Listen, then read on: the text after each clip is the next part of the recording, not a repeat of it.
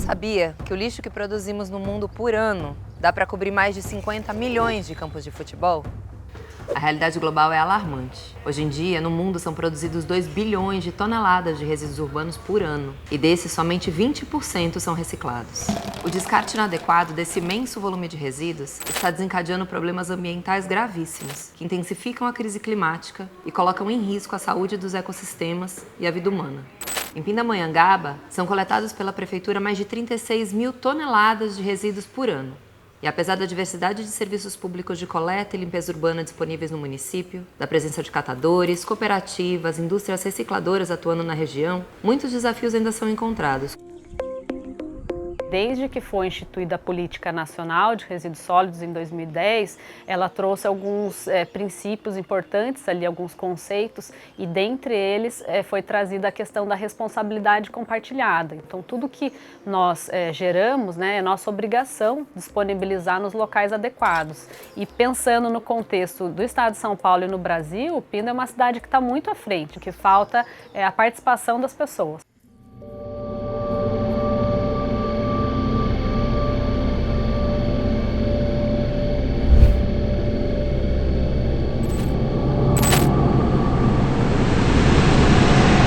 Como é que a minha atitude pode transformar a realidade se eu sou só uma pessoa no meio de mais de 8 bilhões de seres humanos nesse planeta? Se eu sou só uma pessoa no meio de tantas corporações, indústrias, empreendimentos que causam impactos gigantescos. O que eu consigo fazer? Que impacto que eu consigo gerar? 30% a 40% dos resíduos mundiais é produzido nas nossas casas. Em segundo lugar vem a indústria, seguido do comércio e da agricultura. Isso quer dizer que os indivíduos e suas famílias representam o setor que gera o maior volume de resíduos no mundo. E é justamente por isso que a nossa atitude faz a diferença. Para o bem ou não. A gente pode se inspirar pelos padrões da natureza, pelas formas de organização das espécies que têm características colaborativas, como as formigas ou as abelhas, por exemplo. Elas nos ensinam que se cada indivíduo fizer a sua parte, juntos conseguimos alcançar grandes transformações. Mas como? Tem que começar pelo básico, que é separar o lixo seco do orgânico. Vamos separar em dias diferentes. O dia que eu colocar o meu lixo, pro lixeiro levar, vai ser só isso que eu vou colocar na minha cestinha. No outro dia, com um saquinho um pouco mais transparente, você vai e coloca a sua reciclagem. Não precisa estar 100% higienizados, mas no melhor que você conseguir higienizar. Você tem latinha, você tem PET, você tem PAD, você tem PP. Põe tudo junto, numa sacola ali, e o lixo molhado, o lixo orgânico, e o outro. Aí, o orgânico vai para o aterro e aquela reciclagem, o rapaz chega ali e já está pronto, já põe aquela sacola, põe no carrinho dele e vai embora.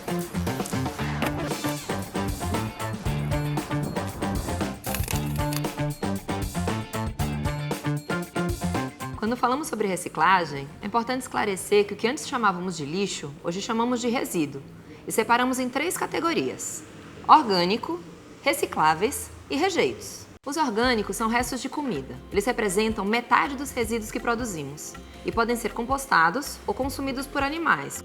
Mesmo que a gente não tenha como fazer isso em nossas casas, é fundamental que eles sejam separados dos demais resíduos, pois podem gerar contaminações.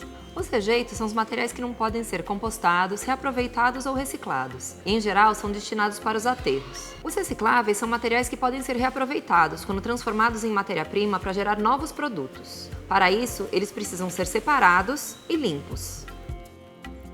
Nem tudo que é reciclável é reciclado. Você sabe o que isso significa? Existem muitos materiais que, embora seja possível sua reciclagem, praticamente não são reciclados. Em geral por questões econômicas, porque acaba não compensando nem para os catadores, nem para as indústrias.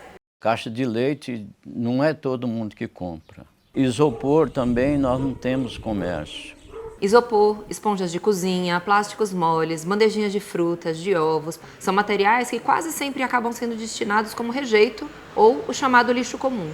Por isso, uma das maneiras mais eficazes de nós, consumidores, colaborarmos com a redução dos resíduos que vão parar nos aterros é repensarmos as nossas necessidades e evitarmos o consumo desses produtos. Deixa eu ver se eu entendi. O lixo orgânico, se possível, melhor compostar. Ou, no mínimo, separar dos demais. O material reciclável deve ser limpo para não juntar bicho e deve ser colocado na rua nos dias certos, para que possa ser retirado pelos catadores autônomos ou pela coleta seletiva. E os rejeitos, eu preciso colocar em sacos fechados, na lixeira na porta de casa, somente nos dias que o caminhão do lixo passa na minha rua, para garantir que eles irão para um aterro regular. Mas o que acontece com os nossos resíduos quando eles saem das nossas casas? Depois que você colocou lá no seu saquinho transparente, no dia correto ali, no dia do caminhão da coleta seletiva, ali se começou uma nova vida. Por quê? Porque depois disso vai parar na casa do catador ou vai parar dentro de uma cooperativa. Aí o caminhão chega aqui, vira aqui no chão a reciclagem, a gente coleta tudo, coloca tudo num bag e daqui a gente leva para outro galpão, aí lá a gente joga na mesa e vai triando. Aí vai colocando cada um no seu lugar, né? PET no lugar, PAD, PP, porque enquanto isso, a reciclagem quando está aqui no chão, quando está no bag, não é dinheiro. Dinheiro é depois que é coletado lá na mesa, que é separado, é prensado, aí sim, vendeu, voltou em dinheiro. A gente chama de economia circular. O que é economia circular? Ela parte do momento em que você tem uma disposição de um resíduo sólido, só que esse resíduo sólido ele tem valor para essa cadeia. Ela gera valor para quem está trabalhando na cadeia de reciclagem. Então, o que acontece? A Novelis hoje ela é fabricante de bobinas de alumínio. Essa bobina de alumínio ela é vendida para um fabricante de lata de alumínio. Essa lata de alumínio ela passa para os envasadores que vão colocar essa bebida no mercado. A partir dali, um consumidor compra essa bebida no mercado, consome e dispõe dessa embalagem. Normalmente, o consumidor dispõe desse material como resíduo sólido para reciclagem. A prefeitura ou catadores individuais ou cooperativas de catadores recebem esse material, faz a separação, limpeza, né? Vende esse material para a indústria novamente através de centros de coleta. A Novelis hoje tem 15 centros de coleta para poder fazer esse trabalho de retorno desse material. E a partir dali a Novelis recebe esse material, prepara, né, limpa, compacta ele e encaminha para a planta de Pindamonhangaba. E dali faz novas bobinas de alumínio e que volta novamente para o mercado. Então com isso a gente diz que a gente tem um ciclo fechado da economia circular.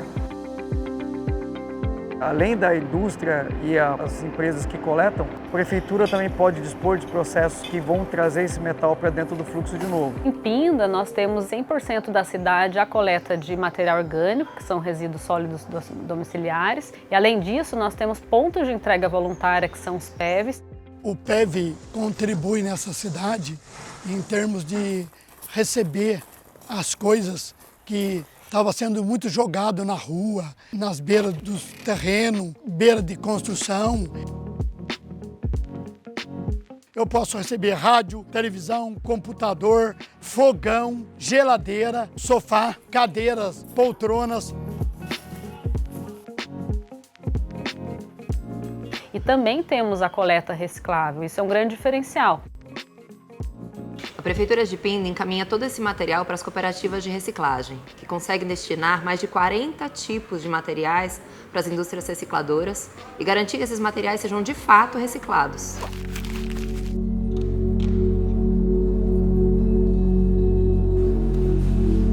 A gente precisa ser melhor informado. O porquê da reciclagem? Para que fazer? É só por causa do meio ambiente mesmo? É só por causa que tem um aquecimento global? Não, não é só isso, né? A gente consegue renda através disso, é uma renda que ninguém prevê. Você já parou para pensar? A reciclagem que você está separando na sua casa vai parar na mão de um catador que não tinha dinheiro, que ele vai conseguir pagar a conta de água dele, conta de luz. E de onde que veio esse dinheiro? Se eu jogasse fora, não separasse a reciclagem, ele ia ser enterrado. É importante entender que os resíduos podem virar recurso. Eu, com a reciclagem, eu consegui colocar esse piso aqui de atrás, essa pia, tudo é dinheiro que eu peguei com dinheiro de reciclagem. Eu sou filha de catadora que foi criada com reciclagem e é uma conquista. Melhorou a minha vida muito, sabe? Porque antigamente eu ficava mais em casa, não saía, o marido trabalhava, não, agora não, eu trabalho, eu tenho o meu dinheiro, que é Muito bom isso, sabia? Chegar no dia, você pegar o seu dinheiro. O trabalho dos catadores é muito importante, em especial nos bairros onde os serviços públicos de coleta seletiva não estão disponíveis. O diagnóstico municipal realizado em 2023 pelo Instituto Sabiá revelou que o serviço dos catadores de materiais recicláveis é o serviço de coleta seletiva mais utilizado pela população de Pindamonhangaba. A gente conhece bastante pessoas que separam para os catadores mesmo. Cada um tem o seu catador preferido, né? Os reciclados, eu cedo para 2 catadores específicos que passam lá e colocam. E aí eles diminuem bastante o volume. Para aterro sanitário é maravilhoso. Que daí, como eles pegam o máximo que você imagina, meu lixo é um saquinho. As parcerias entre munícipes e catadores organizam a coleta e podem acontecer de maneira simples. Um combinado sobre dias fixos na semana em que os materiais podem ser retirados por eles, ou sobre o uso de cores diferentes de sacos para recicláveis e para rejeitos. Mas o que acontece se não destinamos corretamente os nossos resíduos? Se agirmos de forma inconsciente e inconsequente em relação aos resíduos que produzimos, não apenas nós, mas as gerações futuras poderão colher muitos desafios. Agir com consciência ou não? Eis a questão. Por exemplo, onde eu trabalho, na saúde. Se a gente não mudar nossas atitudes, eu não vejo melhora no quadro. A forma como consumimos e descartamos nossos resíduos afeta diretamente a saúde do nosso planeta, dos seus ecossistemas e a vida humana. A doença que a gente viveu recentemente é a dengue. A gente teve uma epidemia muito importante de dengue neste ano. O importante, tanto da preservação ambiental consciente, descarte de lixo, tudo isso está intimamente interligado ao aparecimento de doenças, à transmissão dessas doenças. As temperaturas estão subindo, as situações extremas ficando cada vez mais intensas e em pouco tempo ficará difícil viver nesse planeta. Nosso verde está morrendo, as nossas árvores se acabando. O fogo queimando tudo, só fumaça levantando. E os homens pagam com a vida o ar que estão respirando. Ar, água, solos, alimentos contaminados, doenças cada vez mais difíceis de tratar, contextos cada vez mais vulneráveis em todo o globo. A cultura de consumo de produtos descartáveis, mas que na realidade são indestrutíveis, é uma das principais responsáveis pela catástrofe ambiental que acomete nossos oceanos e que as ondas do mar devolvem para a humanidade. A gente às vezes não pensa nisso, que a gente vive num planeta que é um organismo vivo e que tem recursos finitos. Um dia vai acabar. Petróleo um dia vai acabar. A gente não vai mais utilizar combustíveis fósseis. Qual é a alternativa? A gente precisa repensar nossos hábitos, nossa maneira, nossos hábitos de consumo. Em que tipo de projeto a gente está investindo quando a gente adquire determinado bem de consumo? Seja ele algo que a gente comprou no supermercado ou até algum bem para nossa casa. É importante a gente pensar nisso quando a gente compra alguma coisa. Utensílios de uso único feitos de plástico que se fragmentam ao invés de se decompor, transformam-se em microplástico, em nanoplástico e hoje encontram-se nas águas, nos peixes, nos corpos humanos e até mesmo no leite materno. A Universidade Médica de Viena, em 2022, fez uma pesquisa que indicou que o ser humano comum ingere uma média de 5 gramas de microplástico por semana, o equivalente ao peso de um cartão de crédito. Por ano, esse valor equivale a 260 gramas de microplásticos ingeridos, que corresponde ao peso de um tablet médio. Vale refletirmos. Como iremos agir daqui para frente? Eu cato também para poder limpar a natureza, porque natureza limpa é vida.